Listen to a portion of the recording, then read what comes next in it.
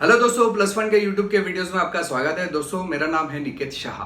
दोस्तों, आप में से कई सारे लोगों को एक कॉमन सी दिक्कत होती रहेगी कि आपने नया लैपटॉप अभी परचेज किया है, आप 2 दिन अच्छी तरह से चला रहे हो, कोई दिक्कत नहीं आ रही, लेकिन आप तीसरे दिन से ऐसा महसूस करते हो कि लैपटॉप बहुत ही ज्यादा स्लो चलता है। 1 साल होते होते आपको ऐसा लगेगा, यार क्या कौन सा लैपटॉप ले लिया, कौन सी कंपनी का लैपटॉप ले लिया, मेरा लैपटॉप बहुत ही ज्यादा स्लो चलता है। फिर आप किसी इंजीनियर को बताओगे, वो बोलेगा कि नहीं इसका ये चेंज करना पड़ेगा, नहीं इसका वो पार्ट चेंज करना पड़ेगा, तभी जाके लैपटॉप फास्ट चलेगा। वैसी चीजें होती है। तो लैपटॉप स्लो चलने के कारण कौन से हैं और उसका सॉल्यूशन क्या है, आपको इस वीडियो में बहुत ही डिटेल में बताने वाला हूं। मैं इस वीडियो में सबसे पहले तो उसके कारण बताऊंगा, रीजंस बताऊंगा कि भाई ये लैपटॉप स्लो होने के रीजंस क्या क्या है, और प्रैक्टिकली मैं आपको बताने वाला हूं कि आप वो प्रॉब्लम को कैसे सॉल्व करोगे। तो चलिए वीडियो की शुरुआत करते हैं। याद रखिए कि वीडियो अंत तक जरूर देखेगा, पसंद आएगा तो लाइक और शेयर करना ना भूलिए वीडियो को। दोस्तों, साथ ही साथ जानकारी के लिए बता दूं, हम लोग ने ऑनलाइन में भी बहुत सारे कोर्सेज को चालू कर दिया है, जैसे लैपटॉप रिपेयरिंग हो गया, मोबाइल रिपेयरिंग हो गया, computer hardware, cheap level repairing, बहुत सारे अनगिनत इलेक्ट्रॉनिक्स इलेक्ट्रिकल सॉफ्टवेयर के बहुत सारे कोर्सेज है। अगर ये सब कोर्सेज करना है, इस नंबर पे मुझे कॉल करिए, तो मैं आपको ऑनलाइन कोर्सेज कैसे किया जाता है उसकी पूरी की पूरी जानकारी मैं आपको भिजवा दूंगा। तो चलिए शुरुआत करते हैं आज के वीडियो के, कि ये लैपटॉप अगर स्लो हो जाता है तो उसको फास्ट कैसे किया जाए, या लैपटॉप स्लो होने का रीजन क्या है और उसका सॉल्यूशन क्या है। तो चलिए वीडियो की शुरुआत करते हैं। तो चलिए दोस्तों देख लेते हैं अभी स्लो लैपटॉप का सॉल्यूशन क्या है। तो सबसे पहले रीज़न से शुरुआत करते हैं कि रीज़न क्या है हमारे लैपटॉप स्लो होने का। तो रीज़न बेसिकली दो रीज़न्स है। एक रहता है सॉफ्टवेयर और दूसरा रहता है हार्डवेयर। तो सबसे पहले तो आपको क्या करना है, अगर सॉफ्टवेयर की वजह से कभी कभी आपका लैपटॉप स्लो चलता है तो सबसे पहले लैपटॉप को अपडेट कर लीजिए। ये अपडेट आप कंट्रोल पैनल में जाओगे तो वहाँ पे विंडोज़ अपडेट नाम का आपको ऑप्शन दिखाई देगा। इस अपडेट ऑप्शन में जाइए और यहाँ पे चेक फॉर अपडेट नाम का एक ऑप्शन है, उस पर क्लिक कर लीजिए। तो जैसे ही आपका अपडेट हो जाएगा या डाउनलोड और इंस्टॉल हो जाएगा तो आपका जो स्लो का लैपटॉप का जो प्रॉब्लम है, कभी कभी विंडोज़ की वजह से ये प्रॉब्लम आता है, तो वो सॉल्व हो जाएगा। ठीक है। दूसरा अगर देखेंगे तो रिमूव अनयूज सॉफ्टवेयर। यानी होता क्या है, आपने लैपटॉप खरीदा है, बराबर है। अब रोज नए नए कुछ इंटरनेट से डाउनलोड कर रहे हैं सॉफ्टवेयर, वो डाल रहे हैं, इंस्टॉल कर रहे हैं, जो कि कभी यूज ही नहीं करते। ठीक है। उस टाइप की सॉफ्टवेयर की वजह से भी आपके कंप्यूटर या लैपटॉप जो है वो स्लो हो सकता है। ठीक है। तो उस टाइप के जो सॉफ्टवेयर है जो आपके बिल्कुल काम के नहीं है, आप जिसका इस्तेमाल ही नहीं करते हो, उनको आप कंप्यूटर से उड़ा दो, यानी कि अनइंस्टॉल कर दो। तीसरा है टास्क मैनेजर। कंट्रोल आल्ट और डिलीट ऐसे 3 बटन दबाएंगे आप लैपटॉप चालू होने पर तो आपको टास्क मैनेजर नज़र आएगा। ठीक है। तो टास्क मैनेजर के अंदर आपको इस टाइप का ऑप्शन आ जाएगा प्रोसेसेस। तो प्रोसेसेस के अंदर आप जाओगे तो यहाँ पे जितने भी जो एप्लीकेशन जो बैकग्राउंड में रन हो रहे हैं, यानी कि लैपटॉप चालू होने के बाद बैकग्राउंड में काफ़ी सारे एप्लीकेशंस काम करते हैं, तो वो आप देखिए कि कौन से एप्लीकेशन चालू हो रहे हैं। जो बिना काम के एप्लीकेशन है और जो ज़्यादा सीपीयू, यहाँ पे आप देख सकते हैं सीपीयू दिख रहा है, मेमोरी खा रहा है, कितना सीपीयू खा रहा है, कितना मेमोरी खा रहा है, सब दिख रहा है। तो इस टाइप के जो प्रोसेसेस है जो हमारे बिल्कुल काम के नहीं, उसको उड़ा दीजिए, यानी कि टास्क मैनेजर से निकाल दीजिए, या उसको ब्लॉक भी कर सकते हो। यहाँ पे एंड टास्क करने पर वो टेम्पररी बंद होगा, लेकिन ब्लॉक करने पर वो परमानेंटली बंद हो जाएगा, आपके बैकग्राउंड में वो चीज़ नहीं काम करेगी। तीसरा जो ऑप्शन होता है वो एंटीवायरस। अभी जैसे कि हम लोग थर्ड पार्टी एंटीवायरस लेते हैं, आमतौर पे क्विक किल है, मैक कैफे है, वैसे काफ़ी सारे एंटीवायरसेस बाजार में मिलते हैं। लेकिन आपको मालूम नहीं रहेगा कि हमें विंडोज़ खुद एक एंटीवायरस देता है जिसका नाम है Windows defender. Windows defender Windows का खुद का एक एंटीवायरस प्रोसेस है, जो कि लैपटॉप को स्लो भी नहीं करेगा और बहुत अच्छी तरह से लैपटॉप को चालू रखेगा बिना वायरस के। मैं भी लगभग एंटीवायरस जो पहले मैं एन पी ए वी यानी कि नेट प्रोटेक्टर का एंटीवायरस बहुत ज़्यादा यूज़ करता था, लेकिन जब से मैंने विंडोज़ 10 इंस्टॉल किया और विंडोज़ 10 के अंदर जो विंडोज़ डिफेंडर का वो लोग का एंटीवायरस सिस्टम है, तब से मैंने कोई एंटीवायरस परचेज ही नहीं किया। याद रखिए कि परचेज करने की ज़रूरत नहीं है, फ्री में आता है विंडोज़ के साथ में। खाली इसको रेगुलर अपडेट करिए आपके विंडोज़ को और विंडोज़ डिफेंडर के एंटीवायरस को। तो ये भी एक अच्छा सॉल्यूशन है, इससे आपका जो लैपटॉप जो स्लो चल रहा है ना, वो अच्छी तरह से काम करने लगेगा। ठीक है। इसके बाद में चेक ड्राइव। अगर आपका जो माई कंप्यूटर जो है या आपका सी ड्राइव है, जितने भी आपने पार्टीशन किए, तो आप देखिए कि पार्टीशन में सी ड्राइव जो रहता है, जो कि मेन ड्राइव रहता है, उसमें ज़्यादा चीज़ें भर के ना रखे। आपका जो भी काम का डेटा है वो डी में या ई में ड्राइव में रखिए। ठीक है। इसके अलावा अगर आप डिस्क मैनेजमेंट जानते हो, डायनामिक डिस्क जानते हो, अगर आपने दो दो हार्ड डिस्क लगाया तो डायनामिक डिस्क के जरिए डिस्क मैनेजमेंट, जैसा आपको यहाँ पे एनिमेशन में दिखाई दे रहा है, उस तरीके से डिस्क मैनेजमेंट भी कर सकते हो। तो ये भी एक अच्छा सॉल्यूशन है कि भाई सी ड्राइव को खाली रखा करो, ज़्यादा भरो मत, एकदम एंड तक भरो मत। भर सकते हैं, ऐसा कुछ नहीं। क्योंकि कैसा होता है ना कि बाय डिफ़ॉल्ट जो भी एप्लीकेशन डाउनलोड करते हैं या इंस्टॉल करते हैं जो भी सॉफ्टवेयर, वो जनरली सी में ही इंस्टॉल होता है। तो हो सकता है कि उसका डेस्टिनेशन भी आप चेंज कर दो, डी में कर दो या ई में कर दो, जैसा आप उसको मैनेज करना चाहो। तो ये भी एक वजह होती है जिसके ज़रिए लैपटॉप स्लो होता है।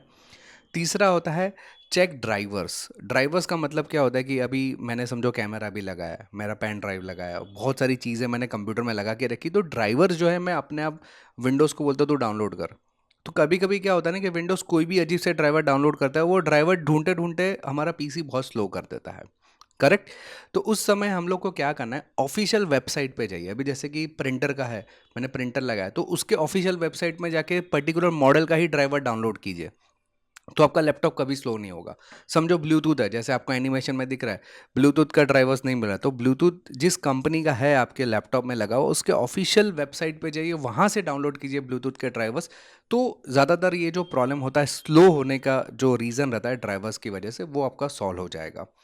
इसके अलावा रीसेट करके देखिए कंप्यूटर को, तो कंप्यूटर को रीसेट करने का भी ऑप्शन आप देखते हैं, रिकवरी करके ऑप्शन है, और यहाँ पे रीसेट द पीसी, उसमें गेट स्टार्टेड कर सकते हैं, जिसके ज़रिए जो भी फालतू की फाइल्स है या फालतू का डेटा है जो कि आपके काम का नहीं है, वो ऑटोमेटिक उड़ा दे, जैसे टेम्पररी फाइल्स हो गया या बहुत सारी चीज़ें आती है, विंडोज़ अपने आप डाउनलोड करते रहता है, तो वो सब चीज़ों को निकाल के नॉर्मल वापस से एक बार रीसेट कर देगा, मतलब नए जैसा विंडोज़ कर देगा। ये भी एक प्रॉब्लम का आपका अच्छा सॉल्यूशन है कि इसके ज़रिए भी आप जो लैपटॉप की स्पीड है वो बढ़ा सकते हैं। इसके अलावा check flash drive. Flash drive यानी कि हमारा पेन ड्राइव। ओके, क्या होता है कि आपने अपने दोस्तों के पास से पेन ड्राइव लिया, आपके कंप्यूटर में लगाया और आपने काम करना चालू कर दिया। लेकिन याद रखिए, कंप्यूटर में डायरेक्ट लगा के चालू मत कीजिए उसको। लगाने के बाद उसको पहले एंटीवायरस से स्कैन कीजिए।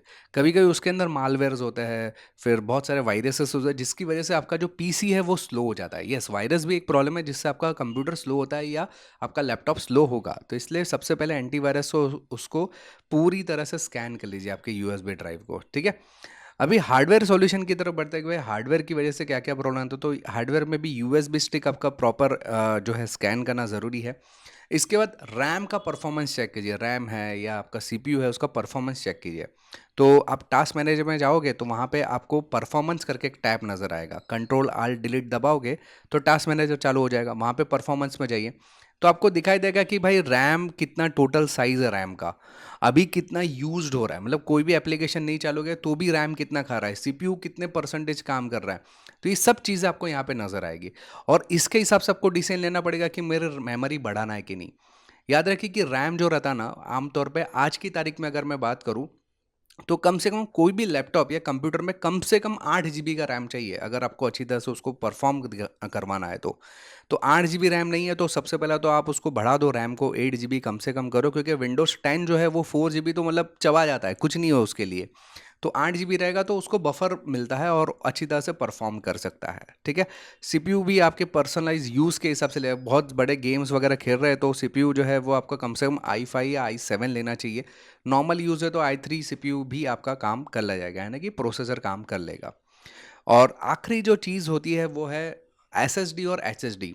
जनरली एचएचडी यानी कि आप जब भी नया लैपटॉप खरीदते हो तो आप पूरा स्पेसिफिकेशन उसका पढ़ते ही नहीं है, आप देखते हैं रेट, हाँ ये सस्ता है ये ले लेते हैं, बराबर है।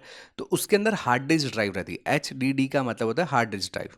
लेकिन आज की जो लेटेस्ट टेक्नोलॉजी है, लेटेस्ट सॉफ्टवेयर है, वो एसएसडी पे ज़्यादा अच्छी तरह से परफॉर्म करता है। एसएसडी जो रहता है वो काफ़ी ज़्यादा फास्ट है एज़ कम्पेयर टू एचडीडी। मतलब एचडीडी का जो परफॉर्मेंस अगर मैं बात करूँ तो उससे 200 गुना ज़्यादा अगर परफॉर्मेंस चाहिए तो एसएसडी ड्राइव लगा दीजिए। ओके, तो ये एक बहुत ही अच्छा सॉल्यूशन है, रैम तो बढ़ाइए बढ़ाए और एचएचडी की जगह पे एसएसडी कीजिए। तो ये दोनों के बीच में अगर आपको डिफरेंस भी देखना है ना, तो यहाँ पे आपको आई का आइकॉन दिख रहा है, यहाँ पे क्लिक कीजिए तो उसके रिलेटेड वीडियो भी है हम मेरा बनाया हुआ, वो आपको नज़र आ जाएगा, ठीक है? तो ये एक पहले देख लीजिए, ये आपके लिए बहुत ज़्यादा सॉल्यूशन है। अभी मैं क्या करता हूँ, आपको एक लैपटॉप फिजिकली बताता हूँ और उसका जो दिक्कत है मैं आपको पहले वो बताता हूँ और उसका सॉल्यूशन भी बताता हूँ, और प्रैक्टिकली हम लोग एक चीज़ करके देखने वाले हैं, ठीक है? ओके, तो दोस्तों जैसे कि आपको दिख रहा है ये डेल का लैपटॉप है, ये मेरा खुद का ही लैपटॉप है और मैं उसको आपके सामने ही ऑन करता हूँ। देखिए मैं ऑन कर लेता हूँ, देखिए मैं चालू करता हूँ इसको, यहाँ पे ऑन का बटन है। ओके, ऑन करने पर आप देख सकते हैं कि स्क्रीन ऑन हो गया है और विंडोज़ चालू होने के बाद का जो प्रोसेस है वो बहुत ही ज़्यादा हैक्टिक है। मतलब लगभग मुझे 1.5 मिनट लगता है ये पूरा का पूरा लैपटॉप चालू होने में, मतलब बहुत ही ज़्यादा स्लो है। अभी इसका सॉल्यूशन क्या है, तो मैंने यहाँ पे आप देख सकते हैं कि एक SSD ड्राइव ले लिया। ये 120 GB का SSD डिस्क है किंगस्टन कंपनी का। आप चाहे तो कोई भी SSD ड्राइव ले सकते हैं, ऐसा कुछ नहीं कि मैं किंगस्टन का ले रहा हूँ तो आपको वही लेना है, आप कोई भी लिख सकते हो। और फिर आप देखिए परफॉर्म, अभी देखिए आपके सामने लगभग 50 सेकेंड हो गया, अब तक मेरा जो लैपटॉप है वो चालू नहीं हुआ है, मतलब कोई भी स्क्रीन नहीं है, कुछ भी नहीं है। और थोड़ा सा आइडियली मतलब बहुत ही स्लो चालू होगा। लॉगिन करने के बाद भी मुझे लगभग 2 मिनट का समय लगेगा ऑपरेट करवाने के लिए, मतलब तब तक मैं ऑपरेट भी नहीं कर पाऊंगा, मेरा माउस का कर्सर जो है वो स्ट्रक हो जाएगा थोड़ी देर के लिए। और ये जो लैपटॉप है लगभग उसको 1 साल ही हुआ है, 1 साल से कम हुआ है, 1 साल भी कंप्लीट नहीं हुआ है।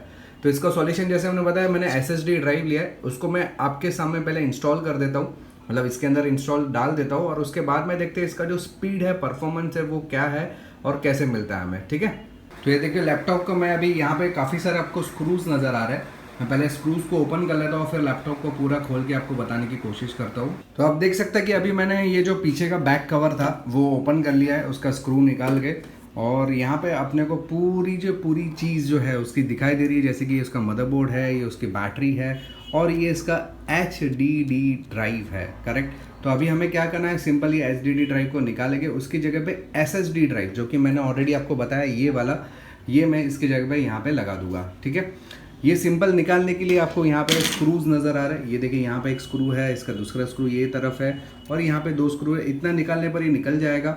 इसके कनेक्टर को डिस्कनेक्ट कीजिए, ये निकालिए, उसके यहाँ पे दूसरा SSD लगा के उसको कनेक्ट कर लीजिए। कनेक्ट होने के बाद उसको वापस से शटर को लगा के स्क्रूज लगा दीजिए, बैक पैनल को लगा के स्क्रूज लगा दीजिए, तो अपना जो काम कंप्लीट हो जाएगा। और देखते हैं यहाँ पे अलग से एक रैम स्लॉट भी दिया हुआ है, आप चाहे तो उसको इंक्रीज भी कर सकते हो। ये फिलहाल अभी खाली 4 GB है। करेक्ट, हो सकता है कि 4 GB की वजह से मुझे स्लो चल रहा है, हो सकता है ये एक रीज़न है, लेकिन 99% श्योर हूँ कि मेरा जो HDD है उसमें भी दिक्कत है, इस वजह से भी ये स्लो चल रहा है। तो SSD लगा के हम लोग देखते हैं कि मेरा प्रॉपर चल रहा है कि नहीं।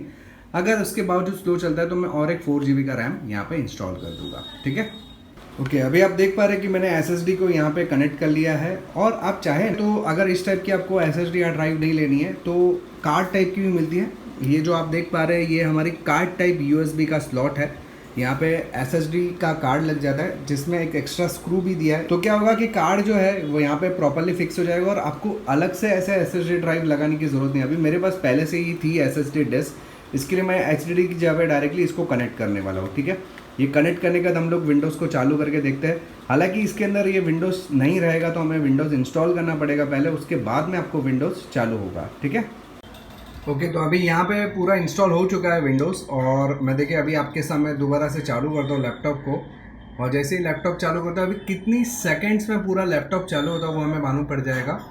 ये देखिए अभी जस्ट चालू किया है और हार्डली 10 सेकेंड हुआ और मेरा जो लैपटॉप है वो चालू हो चुका है।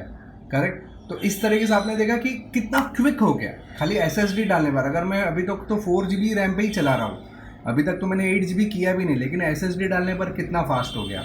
तो इस तरह से आप आपके लैपटॉप की जो है स्पीड जो है वो बढ़ा सकते हो। आई होप कि दोस्तों ये वीडियो आपको पसंद आया रहेगा। दोस्तों अगर आपको ऑनलाइन कोर्सेज करना है तो ये नंबर है मेरा, इस पर आप मुझे कॉल कीजिए या SMS डाल दीजिए, तो मैं आपको ऑनलाइन कोर्सेज की सारी जानकारी आपको भिजवा दूंगा, या आप मुझे मेल भी कर सकते हैं, मेरा मेल ID है। आई होप कि दोस्तों ये वीडियो आपको पसंद आ रहेगा। याद रखिए कि वीडियो अगर पसंद आया तो लाइक और शेयर करना ना भूलिए। वीडियो को कमेंट में ज़रूर लिखिए कि वीडियो आपको कैसा लगा। अगर आप नए हैं चैनल पे तो सब्सक्राइब का बटन दबा के बेल का आइकॉन दबा दीजिए, ताकि मेरे जो भी नए वीडियोज़ आएगा उसको नोटिफिकेशन आपको जल्द से जल्द मिल जाए। चलिए इस वीडियो में इतना ही। Thanks for listening.